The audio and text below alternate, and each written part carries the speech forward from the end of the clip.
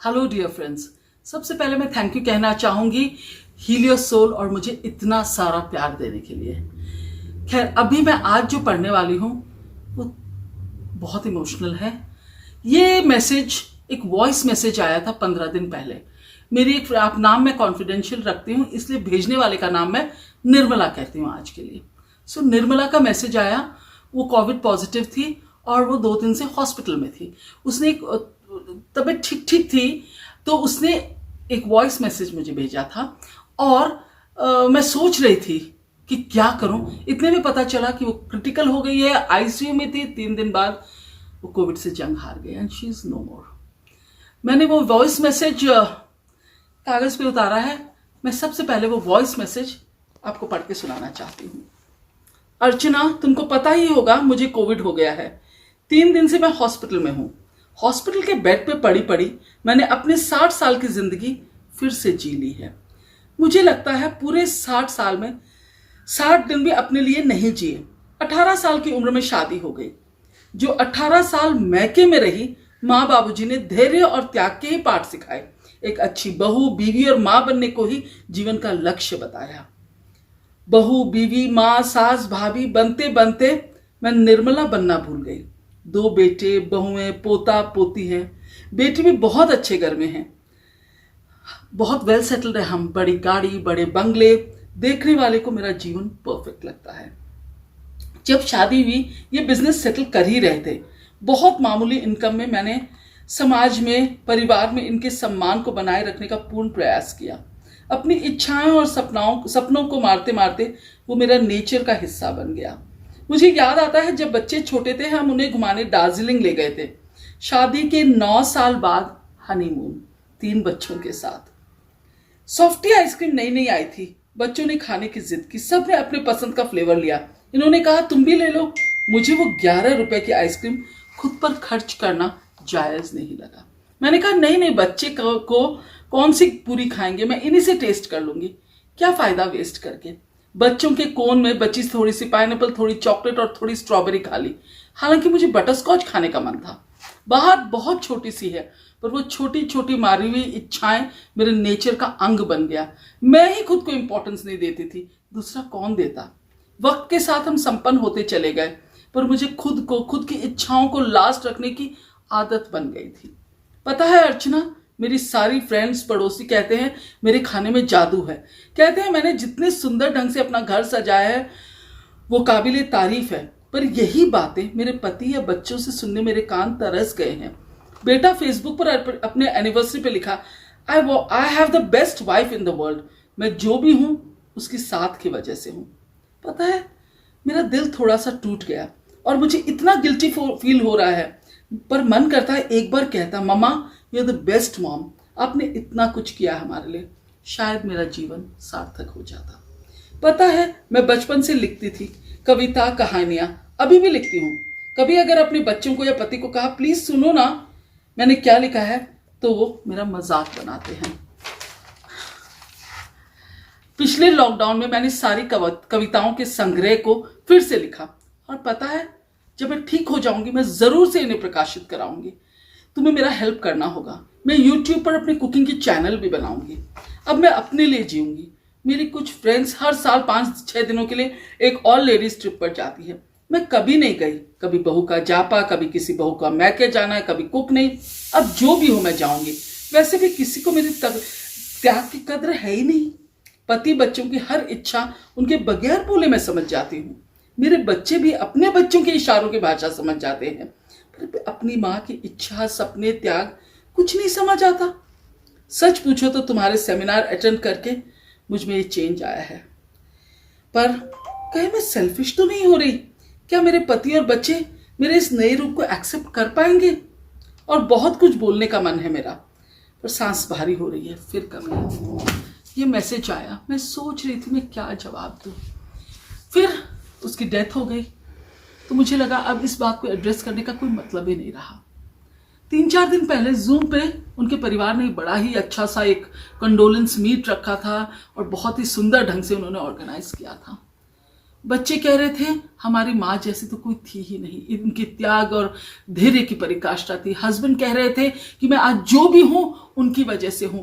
बेटा खोज के उनकी माँ की कविताओं की संग्रह लेके आया और 2-3 कविताएं पढ़ के भावुक हो रहा था और कहा कि मेरी माँ हीरा थी और अब मैं इसको, इस संग्रह को पब्लिश कराऊंगा। बहू रो रही थी, कह रही थी माँ के बिना ये घर अधूरा हो गया है और वही एक डोर थी जिस सबको बांध रखा था। मुझे लगा कि हम सबके अंदर की निर्मला को जवाब मिलना चाहिए। हम सब यही चाहते हैं ना कि ये बातें उस जूम मीटिंग पे ना हो, हमारे जीते जी हो, हमारे अपने हमारे सामने बोले, निर्मला निर्मला बन के कुछ दिन तो जी ले। तो अभी मैं निर्मला का जवाब दूंगी।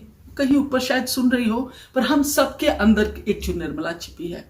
पता है, इस जूम मीटिंग के बाद मुझे जितना गुस्सा उनके बच्चों पे या परिवार पे आया ना, उससे ज्यादा गुस्सा निर्मला पे आया। हम सब के अंदर एक निर्मला जिंदा है। हम जिंदगी में, हमारी जनरेशन की औरतें अपने को लास्ट रखने की हमारी आदत हो गई है। अगर सिर्फ 3 सॉफ्ट के पैसे हैं, 3 आइसक्रीम के पैसे हैं, 3 ही आइसक्रीम आएगी और उसके बराबर हिस्से होंगे जिसमें आपका भी हिस्सा होगा। एक फ्लेवर आपके पसंद की भी आनी चाहिए। हमेशा खुद को लास्ट रखना और हमेशा त्याग की मूर्त बनते बनते बनते बनते एक वक्त आता है जब आपके अंदर इतनी कुंठा हो जाती है, इतनी बिटरनेस आ जाती है। एक और बात है कि इस पड़ाव पे आकर भी बहुत बार हमें कटघरे में खड़े कर देते हैं। अभी रिसेंट में मेरे दोनों बच्चे पता नहीं कहाँ की बातें लेके, उन्होंने कहा आपने हमेशा, छोटे ने कहा बड़े को प्यार किया, बड़े ने कहा उस समय आपने छोटे को प्यार किया। सबकी शिकायतें आज भी सुनने का मन नहीं करता। मैंने कहा देखो, अब मुझे किसी रिपोर्ट कार्ड की जरूरत नहीं है। मेरे कैपेसिटी के हिसाब से, मेरे समझ के हिसाब से मैंने हर रिश्ते को 100% दिए, चाहे पति को, बच्चों को, सास को। I have tried to be the best wife, mother, बहू, जो किरदार मैंने निभाया। अब रिपोर्ट कार्ड नहीं चाहिए। और जो तुम झगड़े कर रहे हो कि मम्मी किससे ज्यादा प्यार करती, आज एक सवाल है, तुम दोनों आज इस कंपटीशन में लगो कि तुम दोनों में से कौन मम्मी को ज्यादा प्यार करता है। All my dear Nirmalas, love yourself, respect yourself, believe you're awesome, believe तुम्हारे सपने पूरे करने भी उतने ही जरूरी है जितने पति या बच्चे के। अगर आपको नहीं लगेगा आप awesome हैं, तो उनको तो लगेगा ही नहीं। कम से कम ये वादा कर लीजिए कि जब मैं अपनी आखिरी सांसें गिन रही हूं, तो मुझे जब पीछे मुड़ के जिंदगी को देखूं तो यह अफसोस ना रहे कि 60-70 साल जी लिया, पर अपने लिए तो एक पल भी नहीं जी पाई। एक बकेट लिस्ट बनाई है जिसमें वो सारी इच्छाएं रखे जो आप अपने लिए करना चाहते हैं। छोटी छोटी इच्छाएं, छोटे छोटे सपने जरूर पूरे कर लीजिए, जरूर पूरे कर लीजिए, ताकि when you just about to leave the world, पीछे मुड़ के देखें, आपको बहुत सुकून हो। No regrets. ये वीडियो हालांकि थोड़ा लंबा हो रहा है, मुझे एहसास है, पर एक ही बात मुझे शेयर करने का बहुत मन हो रहा है। ये भी एक बहुत ही अपने की कहानी है, so I will not reveal the name. ये 72 साल के आदमी जिन्होंने पूरी जिंदगी मेहनत करके एक मुकाम हासिल किया, एक बहुत बड़ा एम्पायर, बिजनेस एम्पायर खड़ा किया। उन्होंने अपने बेटे से कहा कि बेटा आज बात हुई क्या कंपनी वाले से, क्या हुआ, क्या रिस्पॉन्स आया। बेटे ने कहा हाँ पापा बात हो गई। 72 साल के इंसान है, बहुत सारी प्रॉब्लम्स, मेमोरी की भी प्रॉब्लम हो जाती है, you tend to forget. Lunch पे फिर उन्होंने बेटे से कहा बेटा बात हो गई ना कंपनी वाले से। झुंझला गया बेटा, पापा कितनी बार बोलूं, आपको सुबह बोला था ना टी टाइम में। फिर 72 साल के पापा ने पूछा अपने बेटे से, बेटा मैं पूछ रहा था बात पक्का हो गई ना उनसे। इतना झल्ला गया, बोला पापा आप पागल हो गए हैं, don't you know that you are irritating me, please मैं आपको बोल चुका हूं, क्या सिग्नेचर करके दूं कि मैंने बात कर ली है कंपनी वाले से। इतने में फिर उन्होंने कहा मम्मी मुझे ऑफिस जाने को लेट हो रही है, 10 मिनट में मेरी मीटिंग है। निकले, पार्किंग लॉट पे उनका पोता, माने 72 साल वालों के का पोता था, 3 साल का, 2.5 साल का। उसने कहा पापा कहां जा रहे हो, बोले ऑफिस। बोले फिर तुरंत आधा सेकंड बाद फिर पापा आप ऑफिस जा रहे हो, बोला हाँ बेटा मैं ऑफिस जा रहा हूं। 10 मिनट में 9 बार पूछा होगा पापा कहां जा रहे हो, और बहुत प्यार से जवाब दिया ऑफिस जा रहा हूं। 72 साल के बाप ने आके कहा बेटा पता है कि बेटा तुम पे गया है बिल्कुल। जब तू छोटा था ना 10 मिनट में 20 बार सेम सवाल पूछता था और मुझे इतना प्यार आता था, वो बात सबसे प्यारी थी तुम्हारी। ये बात कहने को कुछ नहीं है, पर पता नहीं, it killed me from inside. और एक बात, लास्ट बात मैं कहना चाहूंगी, अक्सर जो हम सुनते हैं अपने बच्चों से, मम्मी आप नहीं समझोगे, पापा आप नहीं समझोगे। क्यों बेटा, आप कौन सी भाषा ऐसी बोल रहे हैं जो हम नहीं समझेंगे? क्या बोल रहे हैं जो नहीं समझेंगे? जब तुम 15 दिन के थे और तुम रो रहे थे, डॉक्टर नहीं समझ पाए क्या है, कान दर्द है, पेट दर्द है, तुम्हें भूख लगी है, नींद आ रही है, या तुम्हारा बिस्तर गीला है, मैं समझ गई। तुम्हारी आवाज, तुम्हारे रोने से मैं समझ गई तुम्हारी क्या तकलीफ थी। आज क्या तुम अलग भाषा बोलने लग गए, या मैं पागल हो गई बेटा कि मैं नहीं समझूंगी? तुम्हारा बाप तुम्हें बगैर नागा किए उस मोटरसाइकिल में स्कूल से घर लेके आता था और तुम्हारा चेहरा देख के समझ जाता था कि बेटा आज आइसक्रीम खाना आपको। आज उस बाप को कहते तुम नहीं समझोगे। मत करो बेटा, ऐसा मत करो। चलो आज हर अपने अंदर की निर्मला को जगाओ और कह दो अपने बच्चों को, कह दो अपने आप से, बहुत जी ली तुम्हारी खुशियों के लिए, तेरे सपनों के लिए। मत करो मुझे खरा फिर कटकरे में।